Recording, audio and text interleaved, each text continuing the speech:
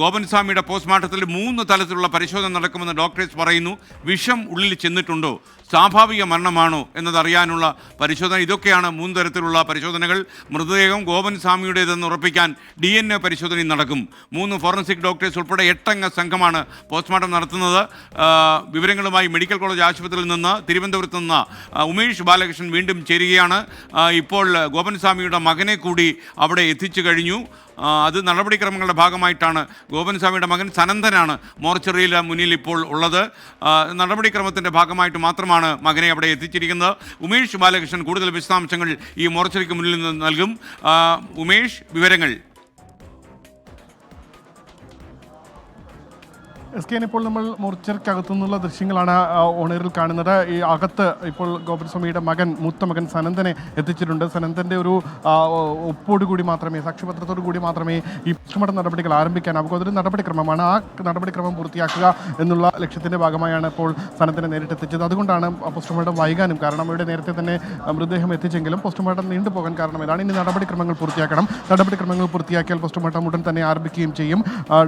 Doctor R ശാലിനിയുടെ നേതൃത്വത്തിൽ 3 ഡോക്ടർമാർ, അതിൽ 2 ഫോറൻസിക് സർജന്മാരും 1 PG ഡോക്ടറുമാണുള്ളത്. ബാക്കി മറ്റ് റേഡിയോളജിസ്റ്റ് അടക്കമുള്ള 8 അംഗ സംഘമാണ് പോസ്റ്റ്മോർട്ടത്തിന് നേതൃത്വം നൽകുന്നത്. എന്തായാലും 3 തരത്തിലുള്ള പരിശോധനകൾ ഇതിലുണ്ടാകും. സ്വാഭാവിക മരണമാണോ അസ്വാഭാവിക മരണമാണോ എന്നുള്ളതാണ് പ്രാഥമികമായി വിലയിരുത്തേണ്ടത്. എന്തായാലും ഈ ഇൻക്വസ്റ്റ് നടപടിയിൽ പൂർത്തിയായപ്പോൾ ഇൻക്വസ്റ്റ് നടപടിയിൽ ശരീരത്തിൽ മുറിവുകളോ ക്ഷതങ്ങളോ ഉള്ളതായി കണ്ടെത്തിയിട്ടില്ല എന്നാണ് പ്രാഥമികമായി ലഭിക്കുന്ന വിവരം.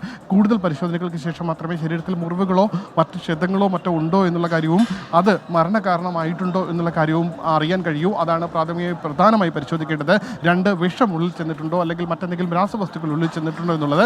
അതായത് മരണത്തിന് മുമ്പ് എന്തെങ്കിലും രാസവസ്തുക്കളോ വിഷമോ കഴിച്ചിട്ടുണ്ടോ എന്ന് പരിശോധിക്കണം. അതിന് ആന്തരിക അവയവങ്ങളുടെ പരിശോധന നടത്തണം. കൂടാതെ അതിൻ്റെ സാമ്പിൾ രാസപരിശോധനയ്ക്ക് അയക്കുകയും വേണം. മറ്റൊന്ന്, ഈ സ്വാഭാവിക മരണമാണോ അസ്വാഭാവിക മരണമാണെങ്കിൽ ഈ സമാധിത്തറയിലേക്ക് എത്തിയതിന് ശേഷം അല്ലെങ്കിൽ കല്ലറയിലേക്ക് എത്തിയതിന് ശേഷമാണ് മരണം സംഭവിച്ചതെങ്കിൽ അതിന് മൂടിയതിന് ശേഷമാണെങ്കിൽ ശ്വാസം മുട്ടിയായിരിക്കും മരിക്കാൻ സാധ്യത കൂടുതൽ എന്നാണ് വിലയിരുത്തപ്പെടുന്നത്. അങ്ങനെയാണെങ്കിൽ ഈ ശ്വാസകോശത്തിലടക്കം ഈ ഭസ്മത്തിൻ്റെ അളവെല്ലാം ഉണ്ടാകാൻ സാധ്യതയുണ്ട്.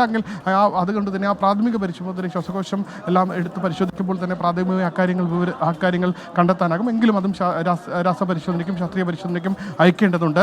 എന്തായാലും പ്രാഥമിക റിപ്പോർട്ട് ഈ ഒരു 2 മണിക്കൂർ നീണ്ടു നിൽക്കുന്ന ഒരു പോസ്റ്റ്മോർട്ടത്തിൽ തന്നെ പ്രാഥമികമായ ഒരു റിപ്പോർട്ട് കിട്ടും. ആ റിപ്പോർട്ട് അടിസ്ഥാനമാക്കിയായിരിക്കും പോലീസിൻ്റെ തുടർ നടപടികൾ. അസ്വാഭാവിക മരണമാണ് എന്നുള്ള ഏകദേശ ധാരണയുണ്ടെങ്കിൽ പോലീസ് തുടർ നടപടികളിലേക്ക്